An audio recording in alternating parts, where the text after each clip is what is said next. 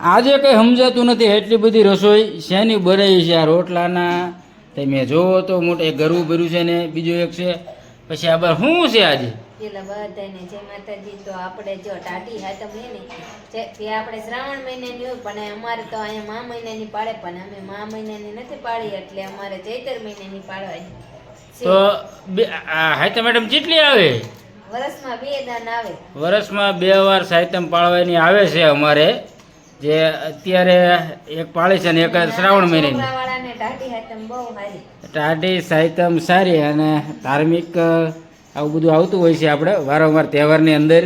તો આજે સાહિત્યમ પાળી છે સવારે, તો ચૂલો ઠારી અને બધી વસ્તુ બનાવી અને કાલે રાંધવાનું નથી.